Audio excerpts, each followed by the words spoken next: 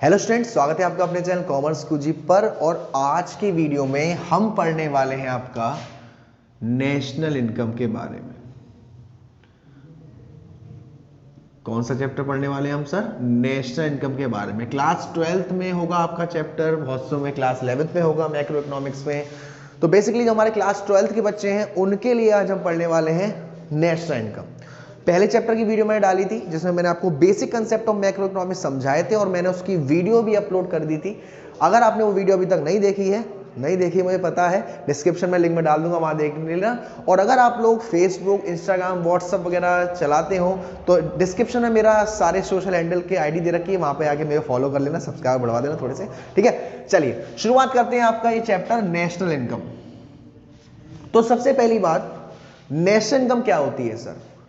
National income का मतलब है हमारा, ध्यान समझिएगा, नेशनल इनकम की डेफिनेशन क्या कहती है कि factor income earn by normal resident of a country, उसके जोड़ को हम क्या कहते हैं? National income. यानी कि it is the sum earn by normal resident of a country during an accounting year. एक साल के अंदर नॉर्मल रेसिडेंट ने फैक्टर इनकम कितनी अर्न करी है उसके जोड़ को हम क्या कहेंगे सर? नेशनल इनकम कहेंगे। तो पहली बात तो ये, जो तू टिकटॉक अरे क्या यार बच्चों, माइंड डाइवर्ट कर देते हो। नेशनल इनकम का मतलब क्या है कि सर फैक्टर इनकम और किसने कमाई हो? नॉर्मल रेसिडेंट ने। तो ये दोनों ही वर्ड अलग अलग समझते हैं अभी कि सर फैक्टर इनकम क्या और नॉर्मल रेसिडेंट कौन। तो सबसे पहले हम समझते हैं कि हमारी फैक्टर इनकम क्या होती है। फैक्टर इनकम हमारी वो इनकम होती है जिसके लिए आपने फैक्टर सर्विसेज दी हैं, यानी कि जिसके लिए आपने कुछ ना कुछ मेहनत करके पैसा कमाया है, वो आपकी फैक्टर इनकम है। हो सकता है आप कहीं पर जॉब करते हो तो आपको क्या मिलेगा? Compensation of employ. हो सकता है आपने अपना घर जो प्रोडक्शन कर रहा है उसको दे रखा हो रेंट पर, तो आपको रेंट मिलेगा। हो सकता है आपने किसी के बिजनेस में पैसा लगाया हो तो आपको इंटरेस्ट मिलेगा, प्रॉफिट मिलेगा। ये सारी हमारी फैक्टर सर्विसेज हैं जो हमारे द्वारा दी जा रही हैं और इसके रिगार्डिंग आपको जो पेमेंट मिलता है इन रिटर्न, वो आपकी फैक्टर इनकम है। याद रखिएगा, वो सारा पैसा जो आपने मेहनत से कमाया है, फैक्टर सर्विसेज दे कमाया है, और आपके इकोनॉमिक्स में उसके लिए compensation of employ, rent, interest, profit, ये सारी चीज फैक्टर इनकम में आती है। सर तो क्या जो भी हमारा गिफ्ट है, डोनेशन है, स्कॉलरशिप है, ये नहीं आएगा? नहीं, ये सभी हमारे करंट ट्रांसफर होते हैं या यूनिलेटरल ट्रांसफर होते हैं। इस वजह से ये नेशनल इनकम में नहीं आते। बाबू को गिफ्ट दिया, समझ सकते हो किस बाबू की बात कर रहा हूं मैं, फरवरी आ रही है तो गिफ्ट जाएंगे, ये सब भी हमारे कौन से हैं? करंट ट्रांसफर है सर, यहां पर नहीं आएगा। तो अभी आपको ये समझ में आया कि सर नेशनल इनकम क्या, कि सर नेशनल इनकम का मतलब होता है फैक्टर इनकम किसने कमाई? हमारे नॉर्मल रेसिडेंट ने एक साल के अंदर, उसके जोड़ को हम नेशनल इनकम कहते हैं। और अभी आपको समझ में आया कि फैक्टर इनकम क्या होती है। अब हम देखेंगे कि हमारा जो नॉर्मल रेसिडेंट है वो कौन होता है। नॉर्मल रेसिडेंट का मतलब है वो व्यक्ति, अगर मैं इंडिया के नॉर्मल रेसिडेंट की बात करूं, अगर मैं 2022 में जानना चाह रहा हूं कि हमारे इंडिया का नॉर्मल रेसिडेंट कौन है, तो वो व्यक्ति जो 2021 में इंडिया में ही रहे, यानी कि पिछली पूरी साल कहां रहना चाहिए? इंडिया में ही रहना चाहिए। और उसका जो इकोनॉमिक इंटरेस्ट है, कमाना, सेविंग करना, खर्च करना, इन्वेस्ट करना, ये भी उसी कंट्री में लाइज होना चाहिए, वो हमारा कहलाएगा नॉर्मल रेसिडेंट। तो अभी हमको ये समझ में आया है सर कि हमारी नेशनल इनकम क्या है? हमारी नेशनल इनकम नॉर्मल रेसिडेंट द्वारा कमाई गई फैक्टर इनकम के जोड़ को हम नेशनल इनकम कहते हैं। तो यहीं पर नेशनल इनकम के साथ साथ हम डोमेस्टिक इनकम को भी देखेंगे। मैं एनआई से नेशनल इनकम को डिनोट कर लेता हूं और मैं डीआई से डोमेस्टिक इनकम को डिनोट कर लेता हूं। अब हम समझते हैं दोनों में फर्क क्या है। नेशनल इनकम कहती है कि फैक्टर इनकम अर्न करी हो नॉर्मल रेसिडेंट ने, फर्क नहीं पड़ता चाहे इंडिया के अंदर या इंडिया के बाहर, लेकिन वो रेसिडेंट कहां का होना चाहिए? इंडिया का होना चाहिए। लेकिन डोमेस्टिक इनकम ये कहती है कि फैक्टर इनकम फर्क नहीं पड़ता, चाहे वो नॉर्मल रेसिडेंट ने कमाई हो लेकिन नॉन रेसिडेंट ने कमाई हो, लेकिन इंडिया के अंदर। दोबारा समझना, नेशनल इनकम कहती है कि फैक्टर इनकम होनी चाहिए सर, और डोमेस्टिक इनकम भी यही कहती है कि फैक्टर इनकम होनी चाहिए, लेकिन नेशनल इनकम में फैक्टर इनकम किसकी होनी चाहिए? सिर्फ नॉर्मल रेसिडेंट की, सिर्फ नॉर्मल रेसिडेंट की फैक्टर इनकम होनी चाहिए, भले ही फर्क नहीं पड़ता कि वो इंडिया के अंदर कमा रहा है या इंडिया के बाहर कमा रहा है, लेकिन डोमेस्टिक इनकम क्या कहता है कि फैक्टर इनकम होनी चाहिए, और चाहे नॉर्मल रेसिडेंट की हो चाहे नॉन रेसिडेंट की हो, लेकिन इंडिया के अंदर। तो आई होप सो कि आपको नेशनल इनकम और डोमेस्टिक इनकम समझ में आ गया होगा। अगर मैं आपसे पूछूं कि नेशनल इनकम को डोमेस्टिक इनकम में चेंज कर दो, कैसे करोगे? यहां पर हम कौन सी इनकम जोड़ देंगे? Factor income earn bye non resident, और यहां से अगर मैं कहूं डोमेस्टिक को नेशनल में चेंज करो तो क्या करोगे? Factor income earn bye non resident minus कर देंगे। तो ये आई होप सो कि यहां पर ये क्लियर होगा। अब मैं आपको समझाने वाला हूं कि जो कन्वर्जेशन करते हैं, आप कन्वर्जन करते हैं जीडीपी को, जीडीपी एमपी एफसी वगैरह में, उनके लिए आपको क्या करना होता है, कैसे करना होता है, वो ध्यान से समझिएगा, क्योंकि नेशनल इनकम का जो आपका न्यूमेरिकल आएगा उसमें आपको ये आना बहुत जरूरी है। देखो सबसे पहले यहां ध्यान दीजिएगा, ग्रॉस और नेट। ग्रॉस को मैं जी से डिनोट करता हूं और नेट को मैं एन से डिनोट करता हूं। ग्रॉस इन्वेस्टमेंट मैंने पहले चैप्टर में भी समझाया था, जिन बच्चों ने फर्स्ट चैप्टर की वीडियो देखी उनके लिए बहुत बहुत धन्यवाद, जिन्होंने नहीं देखी अब जाके देख लेना नालायकों। ग्रॉस को फर्क क्या होता है? ग्रॉस इन्वेस्टमेंट का मतलब होता है हमारे पास कि हमने जो इन्वेस्टमेंट किया है वो तो या न्यू एसेट्स पर करा है या पुरानी एसेट्स पर करा है। तो अगर ऐसा है तो ग्रॉस में मुझे बताओ, जब पुरानी चीज शामिल है तो डेप्रिसिएशन होगा या नहीं होगा? डेप्रिसिएशन होगा या नहीं होगा? यस सर होगा। लेकिन नेट इन्वेस्टमेंट का मतलब है न्यू एसेट्स।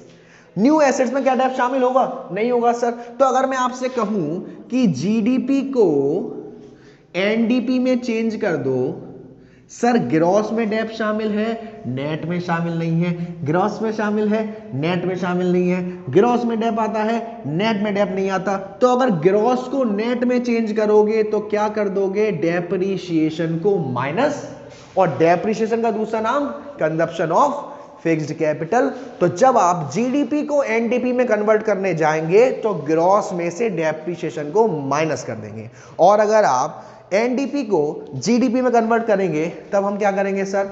अगर आप एनडीपी को जीडीपी में कन्वर्ट करते हैं तो क्या होगा? डेप प्लस हो जाएगा। आई होप कि आपको ये पॉइंट क्लियर होगा, जीडीपी और एनडीपी। जीडीपी को एनडीपी में कैसे कन्वर्ट करना है, जीडीपी और एनडीपी।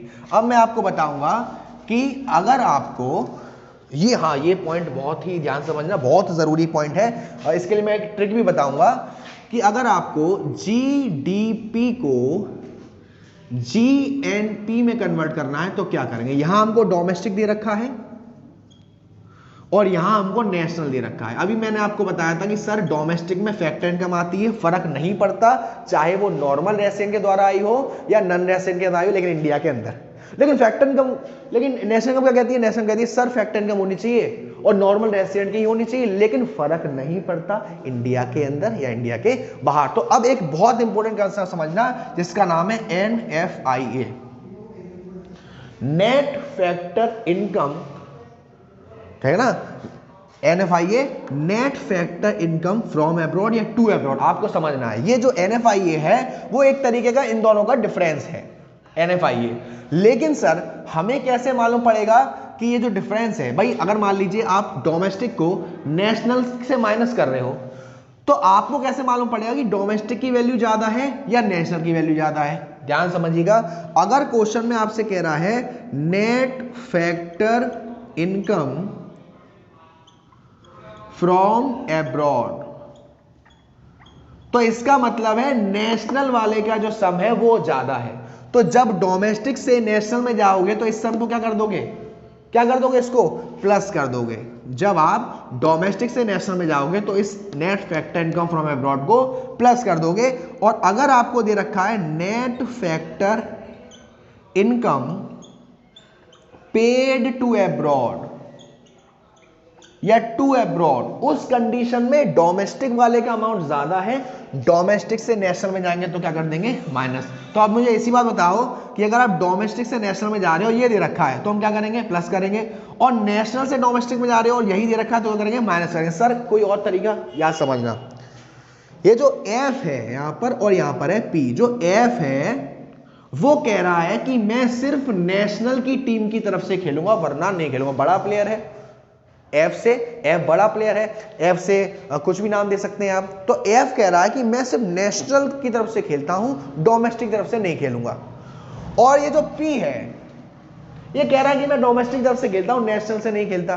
तो मुझे बताओ जो एफ है वो किसका दोस्त है, नेशनल की तरफ से खेलेगा, और जो पी है वो किसका दोस्त है, डोमेस्टिक की तरफ से खेलेगा। तो अगर आपको एफ दे रखा है और आप डोमेस्टिक से नेशनल में जा रहे हैं तो आप क्या करेंगे, सर वो नेशनल में खेलेगा, उसको हम क्या कर देंगे प्लस कर देंगे, और नेशनल से डोमेस्टिक में जा रहे हैं तो एफ नहीं खेलेगा, क्या कर देंगे माइनस कर देंगे। ऐसे ही पी डोमेस्टिक से खेलता है, नेशनल से नहीं खेलता, तो जब भी पी डोमेस्टिक से नेशनल जाएगा तो माइनस और नेशनल से डोमेस्टिक में जाएगा तो प्लस। और उम्मीद करता हूं कि ये कंसेप्ट समझ में आ गया होगा। फिर भी आपको इस कंसेप्ट में कोई दिक्कत कोई परेशानी हो तो आप मेरे को कमेंट सेक्शन में कमेंट करके बता सकते हैं, जो कि आप नहीं करते। आप बस ये कहते हैं सर आग लगा दी, भूकंप लगा दिया, सर आग लगाने के लिए वीडियो नहीं बना रहे, आपको समझाने के लिए वीडियो बना रहे हैं। चलिए अब आपको जीडीपी दे रखा है एमपी, और आपसे मैं कहूं कि बेटा जीडीपी एफसी निकालिए।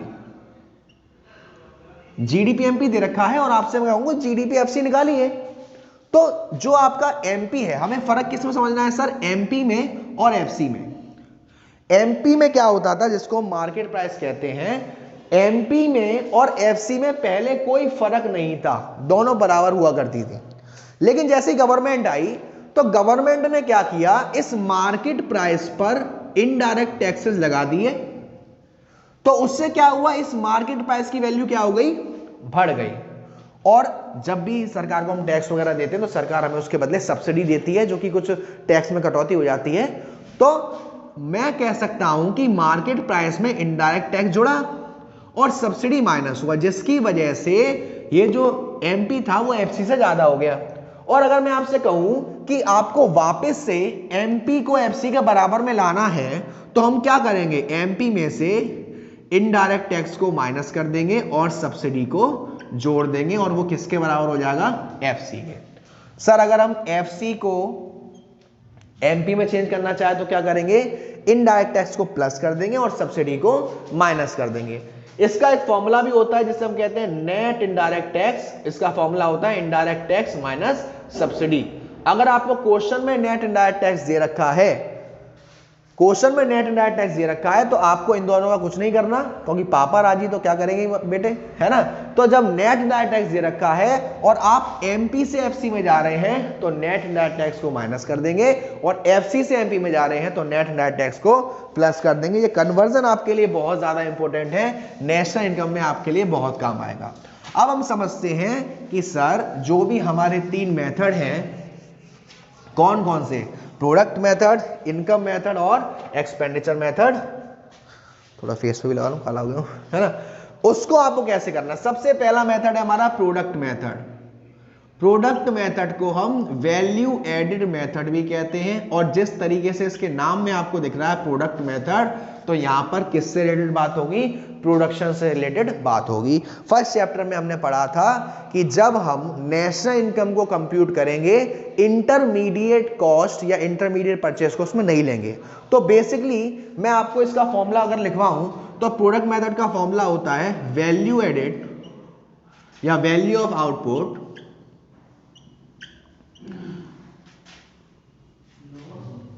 Minus intermediate consumption. ये फॉर्मूला होता है value of output minus intermediate consumption. लेकिन मैं आपके सामने पूरा फॉर्मूला ओपन करके रखता हूं ताकि आपको दिक्कत नहीं आए। अरे नाटक की फ्लो में चला गया थोड़ा सा। फॉर्मूला क्या होता है प्रोडक्ट मेथड का, प्रोडक्ट मेथड का फॉर्मूला होता है sir sales plus closing stock minus opening stock और माइनस इंटरमीडिएट कॉस्ट या कंजप्शन। अब आप थोड़ी ध्यान से समझिएगा, इस फॉर्मूले से हमारा निकल के आता है जीडीपी एमपी।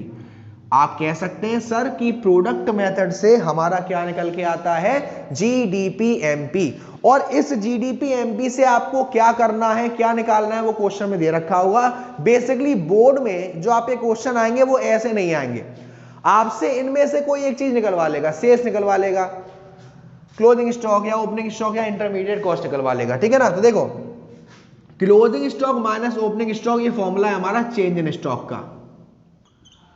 तो अगर आपको क्वेश्चन में चेंज इन स्टॉक दे रखा है तो क्लोजिंग स्टॉक ओपनिंग स्टॉक का कोई काम नहीं है। ऐसे ही इंटरमीडिएट कॉस्ट का मतलब होता है परचेज। ध्यान समझना, अगर आपको क्वेश्चन में इंटरमीडिएट कॉस्ट दे रखा है तो किसी भी तरीके की परचेज को नहीं लेंगे, और नहीं दे रखा तो सिर्फ purchase of goods, purchase of raw material लेंगे, purchase of assets, purchase of fix asset, purchase of machine नहीं लेंगे। इस मेथड से क्या निकलेगा sir, GDPMP. Okay, I hope so आपके समझ में आया होगा। दूसरा मेथड है हमारा इनकम मेथड। इनकम मेथड नाम से समझ में आ रहा है, इनकम मेथड। और जैसा कि मैंने आपको बताया था कि कौन सी इनकम आती है नेशनल इनकम में, सर फैक्टर इनकम आती है। और इनकम मेथड से हमारा निकलता है एनडीपीएफसी। क्वेश्चन में आपसे बोला जाएगा कि भाई इस एनडीपीएफसी का क्या करना है। इनकम मेथड से क्या निकलता है सर, एनडीपीएफसी। तो इसका फॉर्मूला क्या होता है, बेसिकली बहुत इजी फॉर्मूला होता है, लेकिन अगर फॉर्मूले को खोलूंगा ना, फॉर्मूले खोलने की बात हो रही है तो आपको अगर सर ये क्या सर, देखो फॉर्मूला देखो, इनकम मेथड का फॉर्मूला क्या होता है, compensation of employees, compensation of employees plus operating surplus, compensation of employ plus operating surplus plus mixed income. ये बेसिकली फॉर्मूला होता है हमारा किसका, इनकम मेथड का फॉर्मूला होता है। और इनकम मेथड से क्या निकलता है सर, एनडीपीएफसी। लेकिन कंपनसेशन ऑफ एम्प्लॉय में क्या क्या आता है, कंपनसेशन ऑफ एम्प्लॉय में हमारा आता है वेजेस या सैलरी, क्योंकि ये क्या है, ये वो चीजें हैं जो एक एम्प्लॉइज को मिलेगी, या पेमेंट इन काइंड, किसी और तरीके से पेमेंट किया हो। अब हर तरीके कोई और गलत मत समझना, मेरी बातों पे गलत चले जाते हैं आप लोग। कंपनसेशन ऑफ एम्प्लॉय में wages, salary, payment in kind, social security contribution towards employees या एम्प्लॉयर जो भी दे रखा हो आपको, और रिटायरमेंट का पैसा, पेंशन वगैरह। ऑपरेटिंग सरप्लस में आता है आपका रेंट, इंटरेस्ट, प्रॉफिट, और प्रॉफिट में भी आपका क्या आता है, dividend, corporation tax, retain earning या undistributed profit. Mixed income as it is ऐसे ही नाम से दे रखा हुआ, क्योंकि इसमें काफी सारे फैक्टर इनकम का मिक्सचर होता है, इस वजह से इसको हम सेपरेट नहीं कर सकते। अब बात ध्यान में क्या रखनी है कि अगर आपको ये कंपनसेशन ऑफ एम्प्लॉइज दे रखे हैं तो इसके अंदर जो चीजें आती हैं, वेजेस या salary in cash, payment in kind, employer employer contribution towards social security, pension और रिटायरमेंट, इनमें से किसी चीज को नहीं लिया जाएगा क्योंकि पापा मौजूद है इधर। और अगर आपसे कहे कंपनसेशन ऑफ एम्प्लॉय निकालो तो सिर्फ इन्हीं चीजों को ऐड करोगे। ऑपरेटिंग सरप्लस अगर दे रखा है तो रेंट, इंटरेस्ट, प्रॉफिट का कोई काम नहीं है, और प्रॉफिट दे रखा है तो dividend, corporation tax, undistributed profit, जिसको हम रिटेन अर्निंग भी कहते हैं, उसका भी कोई काम नहीं है। लेकिन अगर पापा नहीं दे रखे तो बच्चों से काम चलाया जाएगा। अगर आप ऑपरेटिंग सरप्लस निकालते हो तो रेंट, इंटरेस्ट, प्रॉफिट को लोगे, है ना। और प्रॉफिट में भी देखना है कि ये चीजें रखी है, ये चीजें रखी है। इस फॉर्मूले से क्या आएगा सर, इस फॉर्मूले से आएगा हमारा एनडीपीएफसी। आई होप सो कि यहां तक आपको बिल्कुल क्लियर हुआ होगा। नहीं भी आओ तो तारीफ कर देना यार, ऐसी कोई बात नहीं, भगवान आपका भला करेगा, टॉपर बना देगा आपको। अरे अब तो लाइक करेंगे सर, क्या बात कह दी, क्या बात कह दी। हाँ जी, तीसरा मेथड होता है हमारा एक्सपेंडिचर मेथड। एक्सपेंडिचर मेथड हमारा नाम से हमारा सर खर्चे होंगे यहाँ पर, और खर्चों के चर्चे तो होते ही हैं, फरवरी आ रही है सर, खर्चे ही खर्चे होंगे, क्या बताएं सर, टेडी भी देना है, रोज भी देना है। एक्सपेंडिचर मेथड, एक्सपेंडिचर मेथड में हमारा क्या होगा, बहुत ही इसमें बस एक ही ट्रिक याद रखनी है। एक्सपेंडिचर मेथड में क्या होगा कि गवर्नमेंट फाइनल कंजप्शन एक्सपेंडिचर, यानी कि गवर्नमेंट द्वारा फाइनल गुड्स पर जो खर्चा किया जा रहा है वो, plus government final consumption expenditure plus private final consumption expenditure जो हाउस होल्ड वगैरह करता है, plus gross domestic capital formation plus net export. Net export का फॉर्मूला क्या होता है? Export minus import. अगर आपको इंपोर्ट दे रखा है नेट इंपोर्ट, इट मींस कि इंपोर्ट की वैल्यू ज्यादा है। यहां पर बस आपको एक ट्रिक ध्यान में रखनी है कि आपको ग्रॉस डोमेस्टिक कैपिटल फॉर्मेशन दे रखा है क्वेश्चन में, या gross domestic fixed capital formation दे रखा है।